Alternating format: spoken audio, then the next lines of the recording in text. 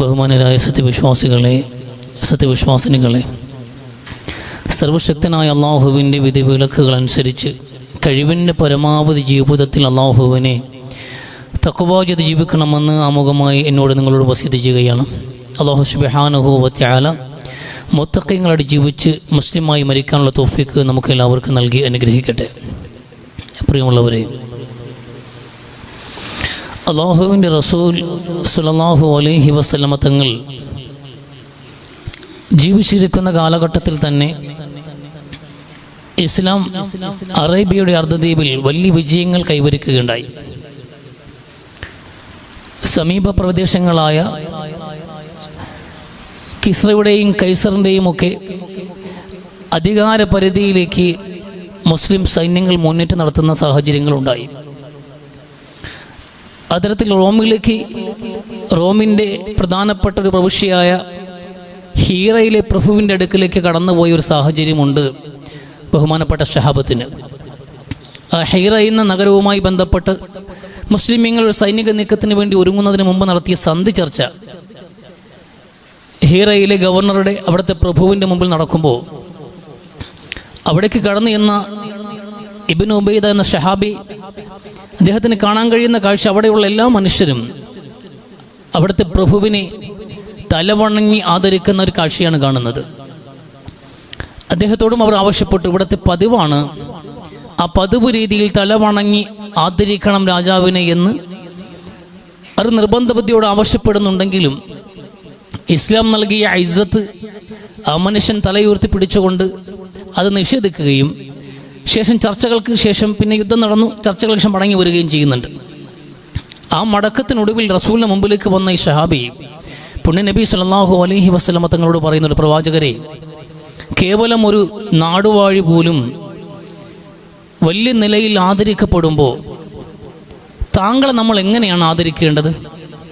താങ്കളുടെ മുമ്പിൽ തല വണങ്ങട്ടെ ഞങ്ങളെന്ന് അള്ളാഹുവിൻ്റെ റസൂൽ സല്ലല്ലാഹു അലൈഹി വസല്ലമ തങ്ങളോട് ആ സഹാബി ചോദിക്കുന്നുണ്ട്. അപ്പം അദ്ദേഹം കാണുന്ന കാഴ്ച, ലോകത്തെ ഏത് നാട്ടിൽ പോയാലും എവിടെ പോയാലും പ്രബലരെ, പ്രമുഖന്മാരെ, നേതാക്കന്മാരെ, രാജാക്കന്മാരെയൊക്കെ പ്രത്യേക രീതിയിൽ വണങ്ങുന്ന, അവരെ വന്നിച്ചുകൊണ്ട് ആദരിച്ചുകൊണ്ട് ബഹുമാനിച്ചുകൊണ്ട് ചില സിഗ്നലുകൾ അല്ലെങ്കിൽ ചില പ്രവർത്തനങ്ങൾ കാഴ്ചവെക്കുന്നതായി കാണാൻ കഴിയും. സുജൂദ് അർപ്പിക്കുന്നവരെ കാണാൻ കഴിയും, സല്യൂട്ട് അടിക്കുന്നവരെ കാണാൻ കഴിയും, തൊഴുകയോടെ നിൽക്കുന്നവരെ കാണാൻ കഴിയും. എന്നാൽ ലോകത്തിൻ്റെ നായകനായ മുഹമ്മദ് നബി സല്ലല്ലാഹു അലൈഹി വസല്ലമ തങ്ങളെ കാണുമ്പോഴൊക്കെ നമുക്കും അതുപോലെ എന്തെങ്കിലും ചെയ്യാൻ കഴിയണം, നമ്മൾ തല വണങ്ങട്ടെ എന്ന് റസൂലുള്ളാഹി സ്വല്ലല്ലാഹു അലൈഹി വസല്ലമ തങ്ങളുടെ സഹാബി അനുവാദം ചോദിക്കുമ്പോൾ പുണ്യ നബി സല്ലല്ലാഹു അലൈഹി വസല്ലമ തങ്ങൾ ആ സഹാബിയോട് പറഞ്ഞത്, അല്ലാഹു അല്ലാത്ത മറ്റെന്തെങ്കിലും വേണ്ടി, അല്ലാഹു അല്ലാത്ത മറ്റെന്തിനെങ്കിലും വേണ്ടി ഒരു മനുഷ്യൻ തലകുനിക്കണമെന്ന്, അവൻ സുജൂദിലാകണമെന്ന് ഞാൻ കൽപ്പിക്കുമായിരുന്നെങ്കിൽ അതൊരു ഭാര്യ ഭർത്താവിനോടാകട്ടെ എന്ന് കൽപ്പിക്കുമായിരുന്നു. അത്രയേറെ കടമകളും കടപ്പാടുകളും ഉത്തരവാദിത്തങ്ങളുമാണ് ഭാര്യമാരുടെ വിഷയത്തിൽ ഭർത്താക്കന്മാരുടെ മേൽ അള്ളാഹു ചുമത്തിയിട്ടുള്ളത് എന്ന് പുണ്യ നബി സല്ലല്ലാഹു അലൈഹി വസല്ലം. ഒരുപാട് കാര്യങ്ങളുണ്ട്, നമ്മുടെ വിഷയത്തിന് അനുബന്ധമായി നിൽക്കുന്ന സംഭവമാണ്. അതിലുപരിയായി തന്നെ ഒരുപാട് കാര്യങ്ങൾ ഉൾക്കൊള്ളുന്നൊരു ഹദീസാണിത്. ഈ പുണ്യ നബിയോട് ചോദിക്കുന്നത്, പ്രവാചകരെ ആദരിക്കട്ടെ, ബഹുമാനിക്കാൻ വേണ്ടിയിട്ട് തലവണങ്ങട്ടെ എന്നാണ്. ആ സുജൂദ് കൊണ്ട് ഉദ്ദേശിക്കുന്നത് നമ്മൾ അള്ളാഹുവിൻ്റെ മുമ്പിൽ കിടക്കുന്നത് പോലെ ഒരു സുജൂദ് പോലുമല്ല, തലകുനിക്കുക എന്നതാണ് ഉദ്ദേശിക്കുന്നത്. പക്ഷെ റസൂല് പറഞ്ഞത് അത് പാടില്ല എന്ന് പറയാൻ വേണ്ടി പറഞ്ഞപ്പോൾ ഒരു പ്രയോഗം കൂടി കയറ്റിവെച്ചു റസൂലുള്ളാഹി സ്വല്ലല്ലാഹു അലൈഹി വസല്ലമ. അതൊരു പഠനത്തിന് വേണ്ടിയാണ്. ആ സന്ദർഭത്തിന് റസൂൽ പറയേണ്ട കാര്യമില്ല. ആ ചോദ്യവുമായിട്ടൊരു ബന്ധവുമില്ലാതിരിക്കുമ്പോഴും റസൂലുള്ളാഹി ഉപമിക്കാൻ വേണ്ടി എടുത്തത് മറ്റൊരു വിഷയമാണ്. പക്ഷെ ഇത്തരം അതിശയോക്തിപരമായ പ്രയോഗങ്ങൾ വല്ലാണ്ട് തെറ്റിദ്ധരിക്കുന്നതിന് നമ്മൾ ആൾക്കാർ. ഹദീസുകൾ വളരെ മനോഹരമായ റസൂൽ സംസാരിക്കാം. അറബ് ഭാഷയുടെ മനോഹാരിത പ്രവാചകന്റെ വചനങ്ങൾ നമുക്ക് എപ്പോഴും കാണാൻ കഴിയും. ആ ഭാഷയുടെ അലങ്കാരങ്ങളും ഭംഗികളും മനസ്സിലാക്കാതെ ഉപമകളെ വസ്തുതകളായി, ഉദാഹരണങ്ങളെ യാഥാർത്ഥ്യങ്ങളായും ഉൾക്കൊള്ളുന്ന രീതിയിലുള്ള ഒരു പെരുമാറ്റമാണ് പലപ്പോഴും ഹദീസ് പഠനത്തിൽ നമുക്ക് വരുത്തുന്ന ഏറ്റവും വലിയ പിഴവ്. റസൂൽ പഠിപ്പിച്ചെന്നാണ്, ഒരു ഭാര്യയോട് കൽപ്പിക്കുമായിരുന്നു എന്നാണ്.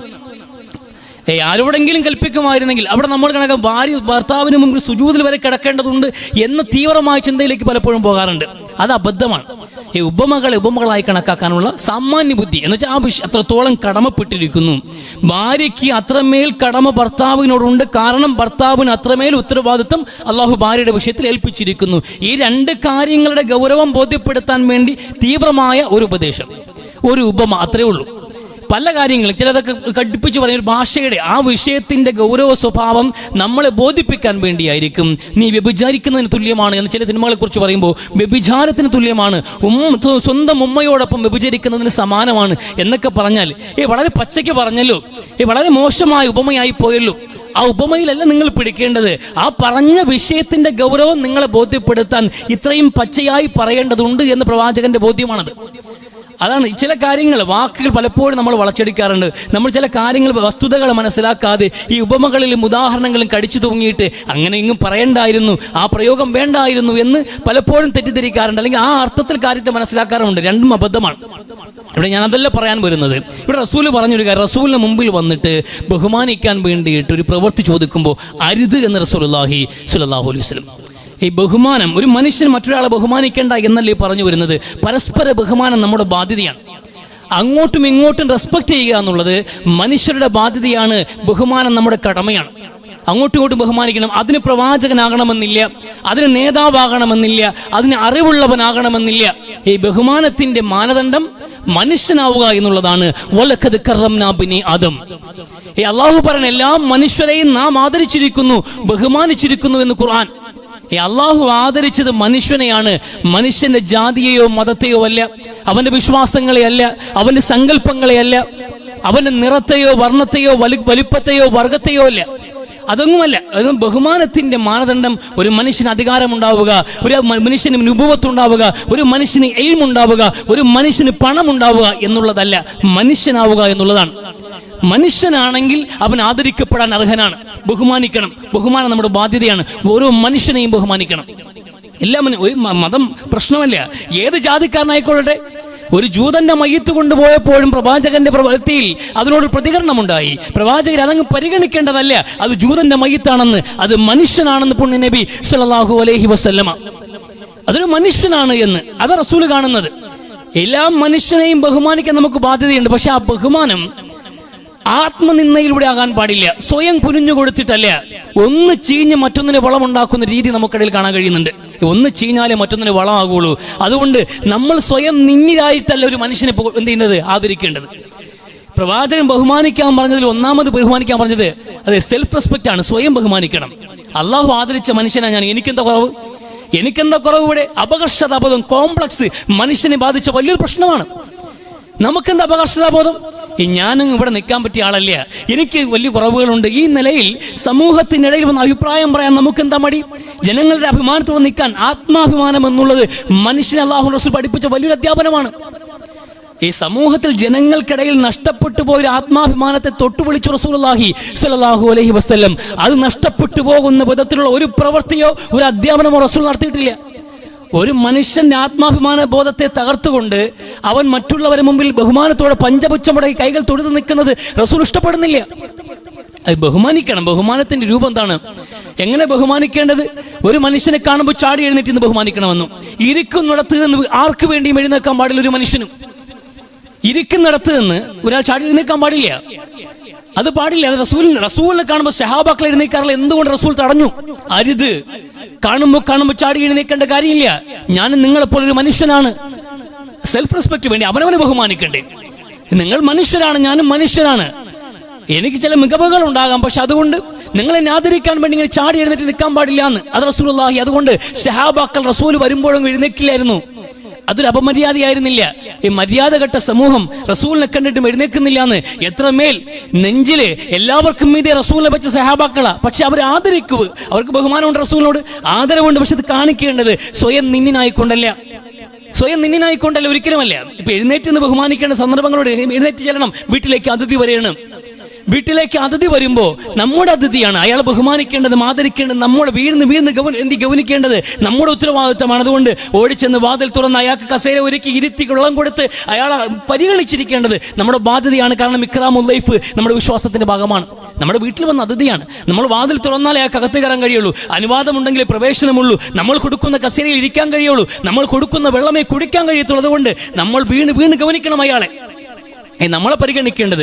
അത് റസൂലിന്റെ വീട്ടിലേക്ക് സഹാബി വന്നപ്പോ, മുആദ് ബിൻ ജബൽ വന്നപ്പോ, സെയ്ദ് ബിൻ സാബിത്ത് വന്നപ്പോ, റസൂല് തന്റെ വസ്ത്രവും വലിച്ചഴിച്ചുകൊണ്ട് ഓടി വന്ന് വാതിൽ തുറന്നു, ഹസ്തദാനം ചെയ്തു, സലാം മടക്കി വീട്ടിനകത്തേക്ക് ക്ഷണിച്ചിരുത്തി റസൂൽ സ്വല്ലല്ലാഹു അലൈഹി വസല്ലമ. അത് ഈ ഇക്റാമുൽ ലൈഫാണ്. പ്രായമുള്ളവർ ബഹുമാനിക്കണം. നമ്മൾ ഇരിക്കുന്ന കസേര, ഒരു കസേര ഇവിടെ ഉള്ളൂ, ഞങ്ങൾ ഇരിക്കണതില്. ഈ പ്രായമുള്ള ഒരാൾ കടന്നു വരുമ്പോ അയാൾക്ക് വേണ്ടി ചേറ് മാറിക്കൂടെ, പ്രായത്തെ ബഹുമാനിക്കലാണ്. ആ സാന്ദർഭികമായ ഒരു ബഹുമാന പ്രകടനമാണ്. അതിനപ്പുറത്തേക്ക് ഒരു കസേര അപ്പുറത്തുണ്ടെങ്കിൽ അയാളെ കസേര ഇരുന്നോളും. അല്ലാതെ ചാടി എഴുന്നേറ്റ് അങ്ങനെ രീതി നമുക്കിടയിൽ കണ്ടുവരുന്നുണ്ട്. ആൾക്കാരെ ബഹുമാനം, അങ്ങനെയുള്ള ബഹുമാനങ്ങൾ രണ്ടുപേരെ നശിപ്പിക്കുമെന്നുള്ളതാണ് കാര്യം. രണ്ടുപേരെ നശിപ്പിക്കും. നമ്മൾ ചാടി എഴുന്നേൽക്കുമ്പോൾ അയാളും വിചാരിക്കും എന്നെ കണ്ടപ്പോൾ അവനൊക്കെ എഴുന്നേറ്റു. അത് അയാളെ ഉള്ളിൽ ഉണ്ടാക്കുന്ന ഒരു അഹന്തയുണ്ട്, അയാളെ ദുരഭിമാന ബോധമുണ്ട്. ആ മനുഷ്യനെ വഷളാക്കും. അത് പാടില്ല. നമ്മൾ കുറഞ്ഞവരാണോ അതിനേക്കാളും? പലപ്പോഴും പല സദസ്സുകളും കാണുന്ന ഒരു വേദി, വലിയൊരു വേദിയായിരിക്കും, 10-20 പേർക്ക് സ്റ്റേജിലുണ്ടാകും. ഇപ്പം അങ്ങനെയാണ്, ഒരു 10-20 പേര് സ്റ്റേജിലിരിക്കുന്നു, 100 കണക്കിന് ആൾക്കാർ സദസ്സിലുണ്ടാകും. ഇങ്ങനെ പ്രഭാഷണം നടന്നുകൊണ്ടേയിരിക്കും. അപ്പോൾ ഒരു അതിഥി കൂടി കടന്നു വരും. ഒരു അതിഥി കൂടി കടന്നു വരും. ചിലപ്പോൾ പണ്ഡിതനായിരിക്കും, ചിലപ്പോൾ ഒരു മന്ത്രിയായിരിക്കും, ഒരു MLA ആയിരിക്കും, ആരുമായിരിക്കും. അയാൾ കൂടി കടന്നു വരുമ്പോൾ സ്റ്റേജിലുള്ള എല്ലാവരും കൂടി അങ്ങ് എഴുന്നേറ്റ് അങ്ങ് നിൽക്കും, അയാളെ സൽക്കരിക്കാൻ വേണ്ടിയിട്ട്. പ്രസംഗിച്ചുകൊണ്ടിരിക്കുന്ന അപ്രസക്തനായി മാറുകയാണ്. ജനങ്ങളുടെ ശ്രദ്ധ മുഴുവൻ അങ്ങോട്ട് പോവുകയാണ്. ഈ മനുഷ്യനാണെങ്കിലോ അങ്ങേയറ്റത്തെ ഗൗരവത്തിലേക്ക്, അയാൾ അങ്ങനെ ഒരു അഹന്തയിലേക്ക് ആ മനുഷ്യൻ പോകും. എല്ലാവരും എനിക്ക് വേണ്ടി എഴുന്നേറ്റു, എല്ലാ ശ്രദ്ധകളും എല്ലാ കണ്ണുകളും എന്നിലേക്ക് വന്നു, ഞാൻ വലിയ പുള്ളി തന്നെയാണ്, എല്ലായിടത്തും ഇങ്ങനെ തന്നെ താമസിച്ചു പോയാതി, എല്ലായിടത്തും താമസിച്ചു പോയാതി എന്ന്. പഞ്ച്വാലിറ്റിക്ക് വിലയില്ല. സമയത്ത് വന്നവൻ ഇവിടെ മറ്റവനെ കാണുമ്പോൾ എഴുന്നേറ്റിക്കുക. ഇത് പാടില്ല. അയാൾ വരുമ്പോൾ, അയാൾ നമ്മൾ ഇൻവൈറ്റഡ് ആയ ഒരു ക്ഷണിക്കപ്പെട്ട അതിഥിയാണ് എങ്കിൽ ആ ക്ഷണിക്കപ്പെട്ട അതിഥി വരുമ്പോൾ അയാളെ ഇൻവൈറ്റ് ചെയ്യാൻ, അയാളെ സൽക്കരിച്ചിരുത്താൻ, അയാൾക്ക് ആ ഉദ്ദേശിക്കുന്ന ചേരിൽ കൊണ്ടിരുത്താൻ ഒരാൾ അവരി സന്തോഷം, നിങ്ങൾ നമ്മൾ ക്ഷണം സ്വീകരിച്ചെത്തില്ല, അത് കൈ കൊടുത്ത് അയാളെ കൊണ്ട് കസേര ഇരുത്തുക. ഒറ്റ ഒരാൾ മാത്രമേ അയാളെ നോക്കാൻ പോലും പാടുള്ളൂ. എല്ലാവരും അയാളിലേക്ക് കണ്ണുകൾ നോക്കേണ്ടത് സദസ്സിന്റെ മര്യാദ പോലുമില്ല. അയാൾ അഹങ്കാരിയാക്കിയുള്ളൂ. അല്ലാഹുവിന്റെ റസൂൽ സ്വല്ലല്ലാഹു അലൈഹി വസല്ലം അടുക്കിലേക്ക് കുറെ ആൾക്കാർ കടന്നു വന്നു. ആ കൂട്ടത്തിൽ ഒരു മനുഷ്യൻ ഏറ്റവും വില കൂടി പെർഫ്യൂം അടിച്ചിട്ടുണ്ട്. ആ മണത്തിൽ അയാൾ തന്നെ സ്വയം മറന്നിരിക്കുകയാണ്. ഞാനൊരു പുള്ളിയാണെന്ന് അയാൾക്ക് തന്നെ തോന്നിയിട്ടുണ്ട്. റസൂലുള്ളാഹി സ്വല്ലല്ലാഹു അലൈഹി വസല്ലം വന്നവരെ എല്ലാവരെയും നോക്കുമ്പോൾ എല്ലാവരും മുഖത്തും ഓരോന്ന് പഠിക്കാനുണ്ട്. ഒറ്റ നോട്ടത്തിൽ എല്ലാവരെയും മനസ്സിലായി റസൂലിന്. എല്ലാവരോടും സലാം പറഞ്ഞു, ഇയാളോട് ഒഴികെ. അയാൾ നോക്കിയതേ ഇല്ല, പിന്നെ മുഖം വെട്ടി തിരിച്ചു കളഞ്ഞു ആ മനുഷ്യന്റെ മുമ്പിൽ നിന്ന്. അയാൾ ചോദിച്ചു, നബി എന്തുകൊണ്ട് എന്നെ പരിഗണിച്ചില്ല, എന്നെ നോക്കിയില്ല, എന്നെ നോക്കിയിട്ട് പെട്ടെന്ന് കണ്ണ് മാറ്റിയത്, എന്നോട് സലാം പറഞ്ഞില്ല, എന്തുകൊണ്ട് റസൂലെ എന്നെ അങ്ങ് അവഗണിച്ച് കളഞ്ഞു എന്ന്. നിന്റെ 2 കണ്ണുകൾക്കിടയിൽ ഞാൻ കണ്ടത് നരകത്തിന്റെ ആളലാണ്, നരകത്തിന്റെ കനലാണെന്ന് പുണ്യ നബി സ്വല്ലല്ലാഹു അലൈഹി വസല്ലമ. കാരണം തനിക്ക് തന്നെ തോന്നിയില്ലേ ഞാൻ എന്തോ വലിയ സംഭവമാണ് എന്ന്, ഈ കൂട്ടത്തിൽ ഞാൻ മേന്മയുള്ളവനാണെന്ന്. അങ്ങനെ ഒരു ആളാവാൻ പാടില്ല, അങ്ങനെ ഒരാളാവുന്നു എന്ന് നിനക്ക് തോന്നിയില്ലേ, അതുകൊണ്ട് തന്നെ പരിഗണിക്കാത്തെന്ന് പുണ്യ നബി സ്വല്ലല്ലാഹു അലൈഹി വസല്ലമ. ഒരു മനുഷ്യനെ അഹങ്കാരിയാക്കാൻ നമ്മളൊരു സാഹചര്യം എടുക്കാമല്ല.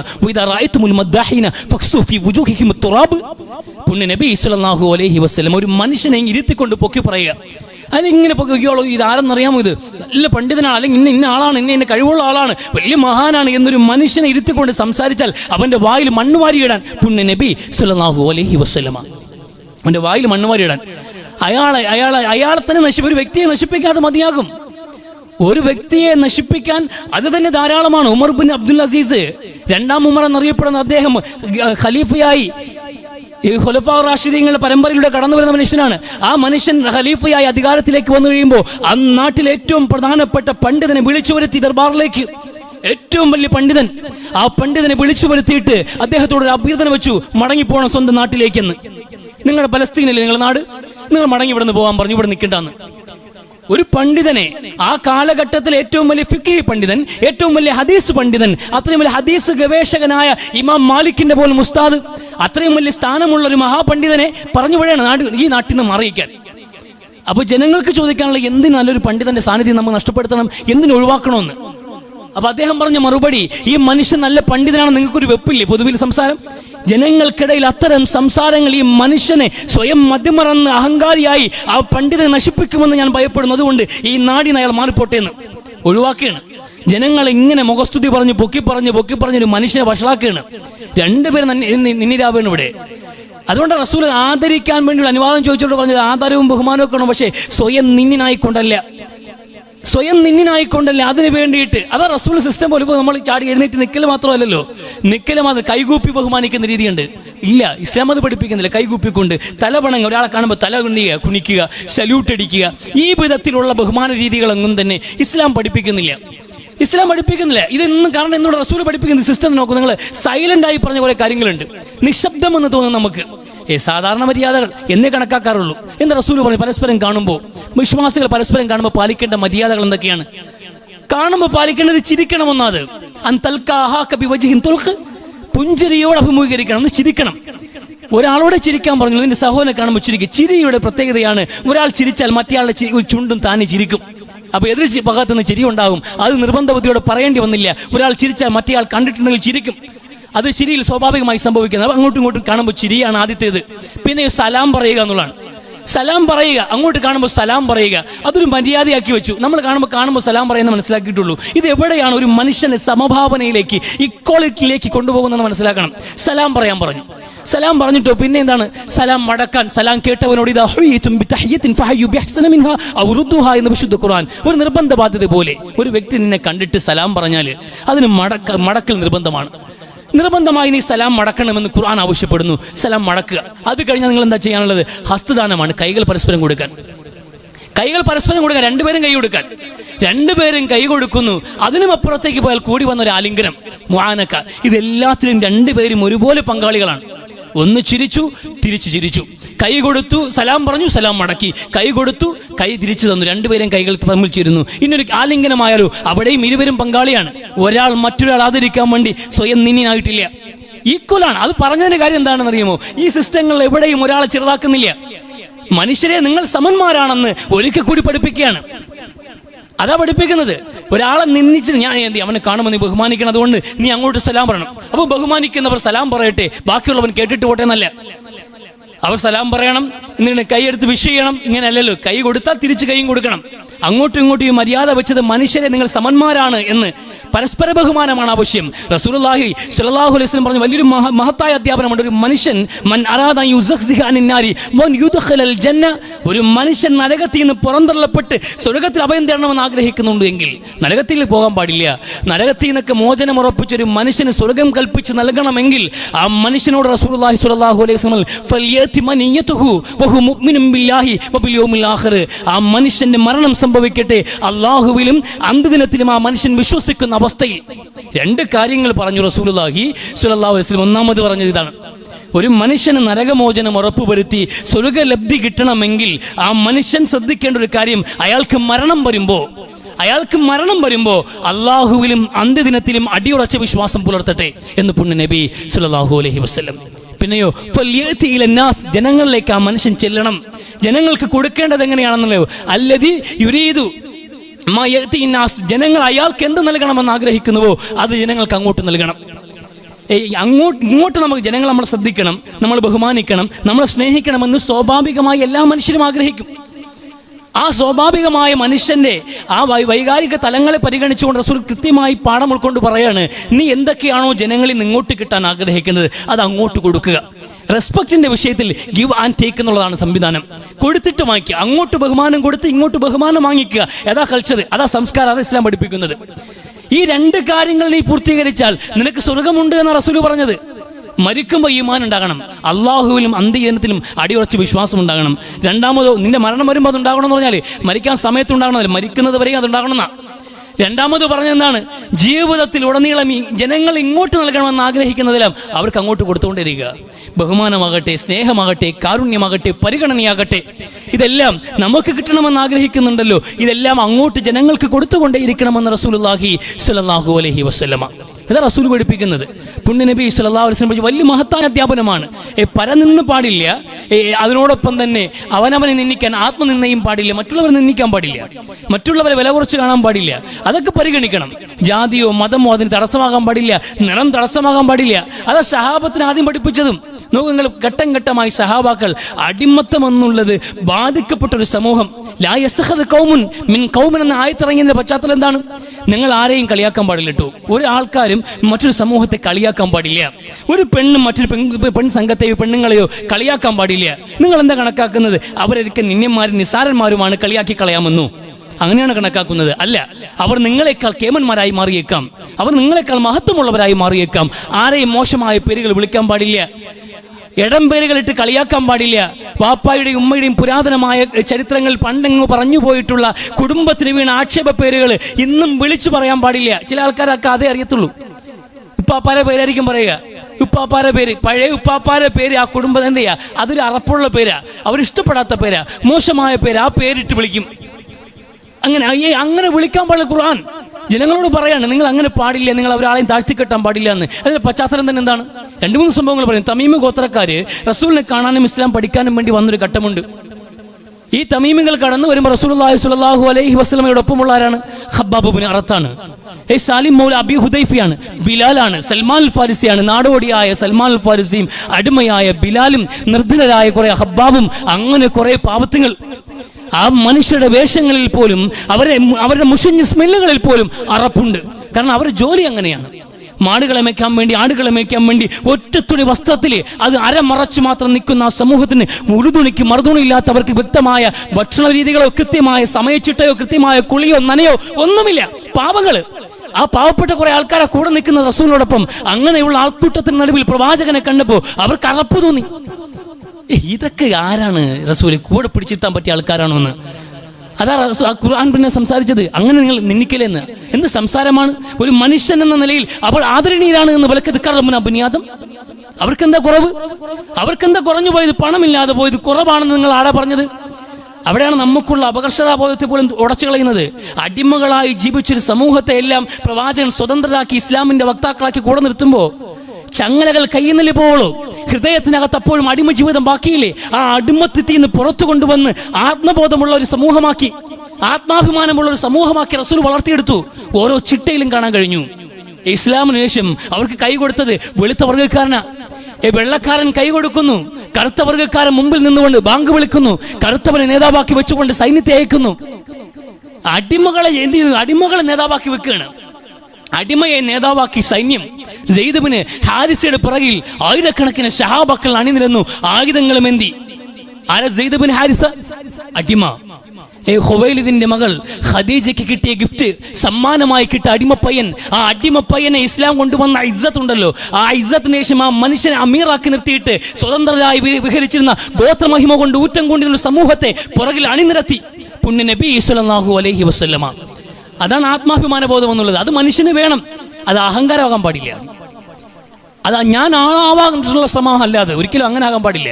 ഒരു കാരണവശാലും അത് ആകാൻ പാടില്ല. നമ്മൾ പിന്നെ അങ്ങോട്ടും ഇങ്ങോട്ടും ബഹുമാനിച്ചുകൊണ്ടേ ഇരിക്കണം. ആ ബഹുമാനം കൊടുത്തു വാങ്ങിച്ചുകൊണ്ടേ ഇരിക്കണം. അവിടെ ഒരിക്കലും നമ്മൾ മറ്റൊരാളെ ബഹുമാനിക്കാൻ വേണ്ടി സ്വയം നിന്യത ക്ഷണിച്ചു വരുത്താൻ പാടില്ല. മറ്റുള്ളവരെ ബഹുമാനം നമുക്ക് കിട്ടാൻ വേണ്ടി നമ്മൾ അവരുടെ മേൽ ഒരു അപ്പർ ഹാൻഡ് വെക്കാനും പാടില്ല. അതും പാടില്ല. നമ്മൾ അവരുടെ മേൽ ആധിപത്യം പുലർത്തിയിട്ട് ബഹുമാനം ഇങ്ങോട്ട് ക്ഷണിക്കുക. എല്ലാവരും എന്നെ ബഹുമാനിക്കണമെന്ന് നിർബന്ധം പിടിക്കുക. അതിനെന്റെ സ്ഥാനമോ എന്റെ പണമോ എന്റെ അധികാരമോ അതിനൊരു മാനദണ്ഡമായി കൊണ്ടു കിടക്കുക. അതങ്ങ് പാടില്ല, ഒരു കാരണവശാലും പാടില്ല. ഈ പള്ളികൾ ഏറ്റവും കൂടുതൽ വലിയൊരു അധ്യാപനം നടക്കുന്നുണ്ട്. എല്ലാ നേരം നമസ്കരിക്കുമ്പോഴും ജുമുഅ അടക്കം നമ്മളെല്ലാവരും ഒന്നാണെന്ന്, നമ്മളെല്ലാവരും ഒന്നാണ് എന്ന് പഠിപ്പിക്കുന്ന ഓരോ നമസ്കാരവും. അതാ ജമാഅത്ത് നമസ്കാരത്തിന്റെ സ്വഭാവം എന്നുള്ളത്. അതൊരു പാഠമാണ് കൂട്ടത്തിൽ. പക്ഷെ ആ പള്ളിക്കകത്ത് പോലും റിസർവേഷൻ സംവിധാനങ്ങളുണ്ട് ചിലയിടത്തൊക്കെ. അത് അയാളിരിക്കുന്ന സ്ഥലമാണെന്ന്. റമദാനിൽ 2 റമദാൻ മാസത്തിൽ 2 നോമ്പ് ഉറക്കി കയറിയപ്പോൾ ഒരു പള്ളിയിൽ ഒരു അവസ്ഥ, ഒന്നാമത്തെ സഫിൽ ഒരു 2-മോ 3-മോ നിൽക്കുന്ന പള്ളിക്കൽ ൻ്റെയും കല്ലമ്പലത്തിൻ്റെ ഇടയിലുള്ള പ്രധാനപ്പെട്ട പള്ളിയാണ്. ആ പള്ളിയിൽ നമസ്കരിക്കാൻ കയറുമ്പോൾ ആ പള്ളിയിൽ നോമ്പ് തുറ കഴിഞ്ഞു, 1ഉം 2ഉം സഫ് പൂർത്തിയായി. 3-ാം സഫ് തുടങ്ങിയപ്പോഴും 1-ാം സഫിൽ ഒരാൾക്കുള്ള സ്പേസ് മാറിക്കിടക്കാണ്. അവിടെ ആൾ നിൽക്കുന്നില്ല. അവിടെ ആൾ നിൽക്കാത്തതിൻ്റെ കാര്യം അവിടെ നിൽക്കാൻ ഒരാൾ വരുമെന്ന്. അത് അയാളുടെ സ്ഥലമാണെന്ന് അയാൾ, അതായത് മൂപ്പര്. അങ്ങനെ ഞാൻ ആദ്യം കയറി നിൽക്കുമ്പോൾ അവരെന്നെ തടഞ്ഞു ആളുണ്ടാവണം. അപ്പം നമ്മൾ സ്വാഭാവികം കണക്കാക്കുന്ന പെട്ടെന്ന് ആരെങ്കിലും ഫാൻ ഇടാൻ പോയതോ അല്ലെങ്കിൽ എന്ത് ആ സൈഡിലോട്ട് മാറിയത് സഫിലുള്ള ആളായിരിക്കണം. അപ്പം നമ്മൾ പുറത്തേക്ക് വരണം. പുറത്തേക്ക് ബേക്കിലേക്ക് വരുമ്പോഴത്തേക്കും അയാൾ കഞ്ഞി പാത്രം കഴുകാൻ പോയിട്ടേ ഉള്ളൂ. അയാൾ വരുന്നത് വരെയും ആ സഫിൽ ഇടമിട്ടിരിക്കണം. ആ നാട്ടിലെ സിസ്റ്റമായി മാറി. അയാൾ എന്ത് ഈ ഷർറ് വൈന്നിട്ടാ.